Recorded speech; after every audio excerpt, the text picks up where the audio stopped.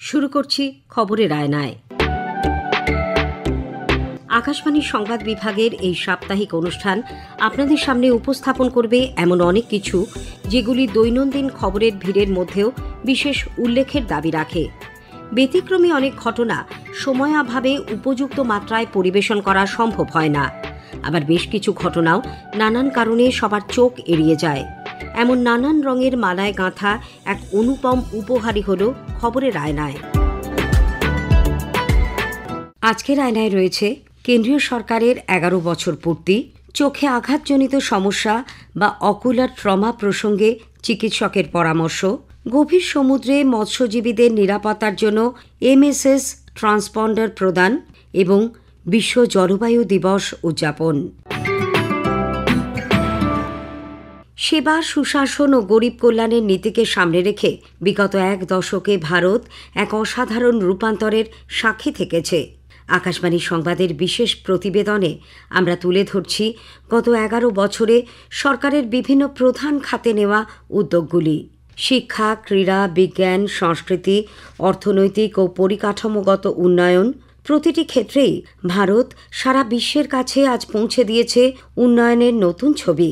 ভারতের উন্নয়নের অভিমুখ সম্পর্কে মতামত জানতে আমরা গিয়েছিলাম বিভিন্ন ক্ষেত্রের বিশিষ্টজনের কাছে।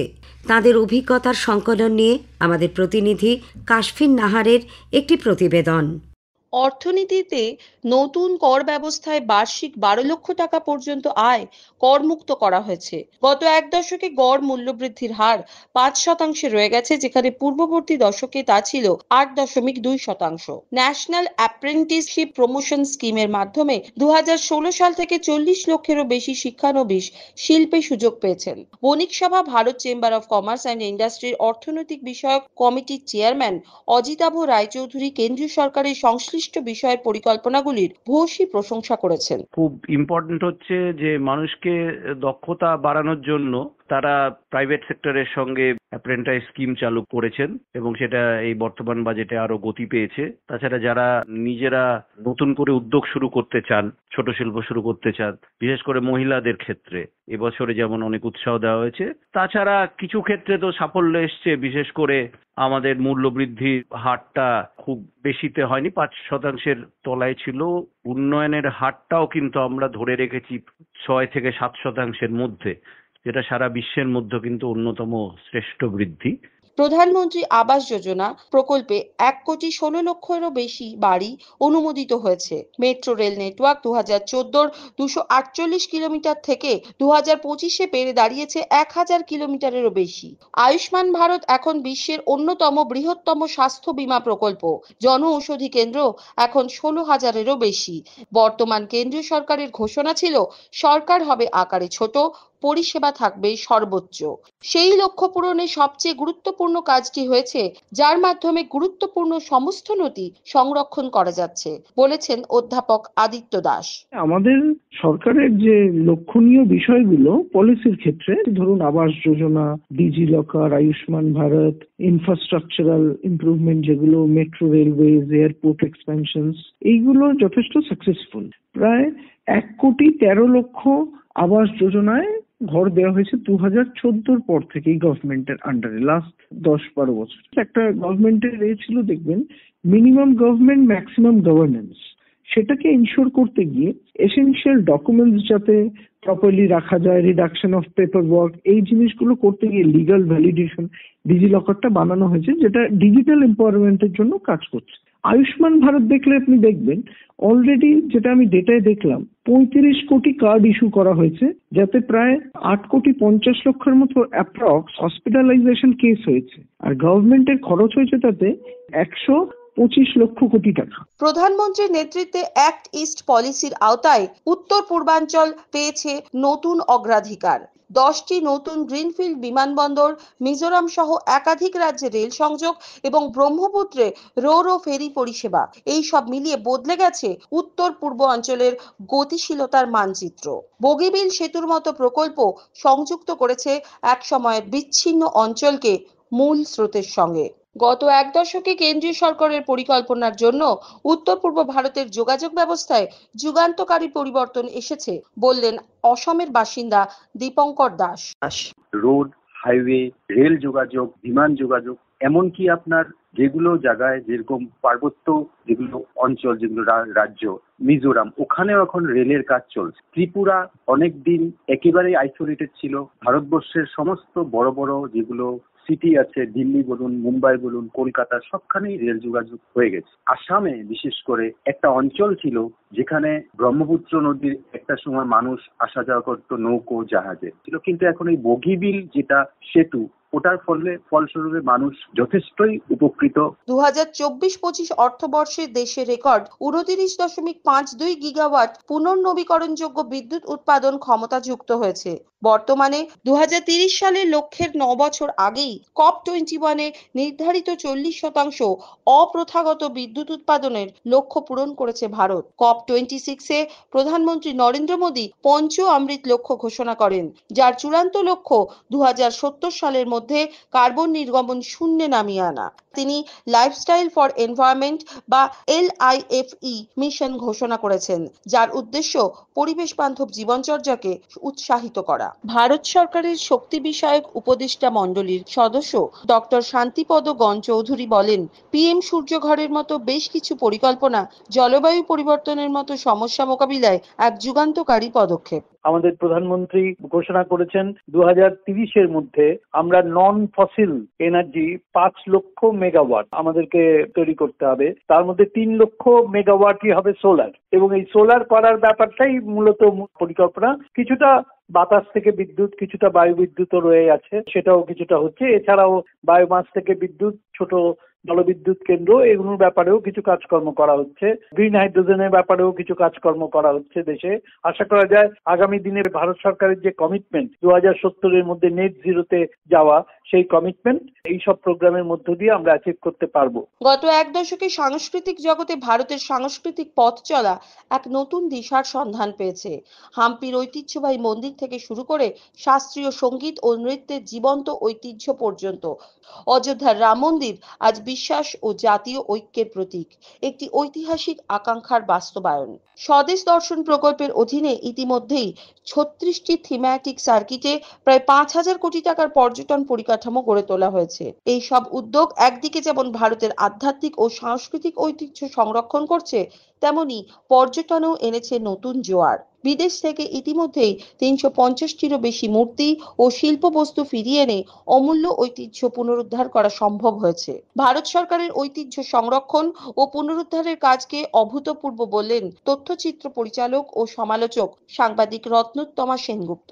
ইতিহাসকে, আমাদের পুরাতত্ত্বকে, আমাদের ট্রেজারকে, হেরিটেজকে সংরক্ষণ করা হচ্ছে, সেটা সাংঘাতিক বড় কথা, এবং এইটাকে আরো জোরদার করা হোক। আজকে পৃথিবী পাল্টিয়েছে। যেই জায়গায় ছিল একটা পুরনো শহর, সেই শহর তো পাল্টে যাচ্ছে, গ্রাম পাল্টে যাচ্ছে। সেখানে কিভাবে হেরিটেজকে বজায় রেখে আমরা আরো তাকে সুঠাম, আরো সমর্থ করে তুলতে পারি, এই কাজটা যেখানেই হচ্ছে সেটা সাংঘাতিক কমেন্ডেবল ওয়ার্ক, প্রশংসনীয় কাজ।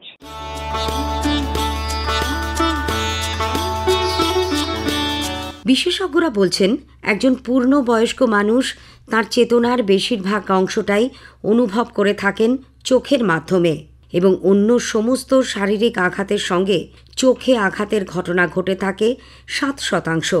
অনেক সময় এই আঘাত থেকে অন্ধত্বও চলে আসতে পারে। বেশ কিছু ক্ষেত্রে সাবধানতা অবলম্বন করলে চোখের মতো গুরুত্বপূর্ণ অঙ্গের দুর্ঘটনা এড়ানো সম্ভব, যেমন সবসময় হেলমেটের ব্যবহার, বাজি ও অন্যান্য বিপজ্জনক খেলাধুলো থেকে ছোটদের বিরত রাখা ইত্যাদি। আজকের খবরের আয়নায় চোখের বিভিন্ন আঘাতজনিত সমস্যা বা অকুলার ট্রমা নিয়ে আলোচনা করেছেন বিশিষ্ট চক্ষুরোগ বিশেষজ্ঞ ডাক্তার SN দত্ত।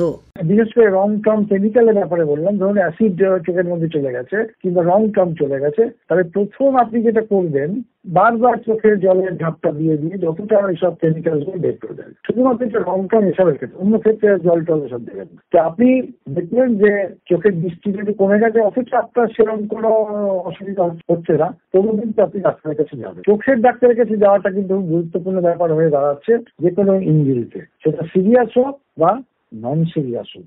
আর প্রোটেকশনের জন্য বলি, বিশেষ করে কারখানায় যারা কাজ করে মেকানিক্যাল ইঞ্জিনিয়ার তাদের কিন্তু সবসময় আপনারা প্রোটেক্টিভ গ্লাস পরে কাজ করবেন।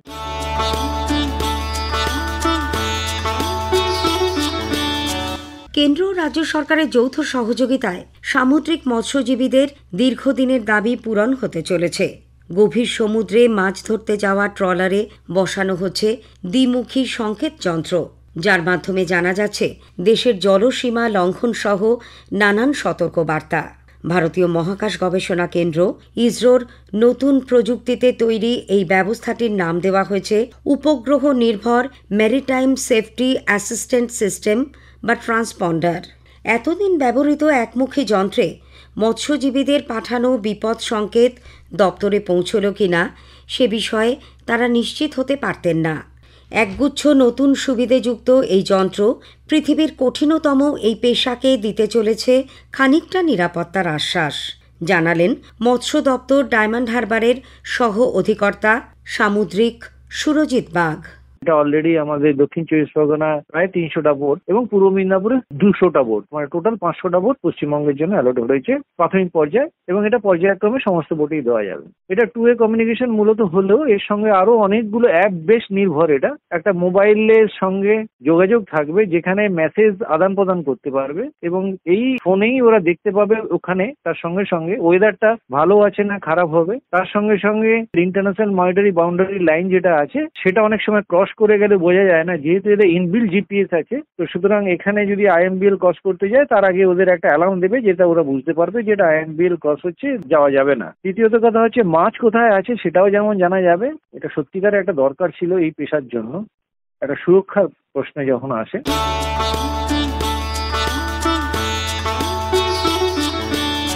এ মাসের 5 তারিখ রাজ্য জুড়ে অনুষ্ঠিত হল বিশ্ব পরিবেশ দিবস।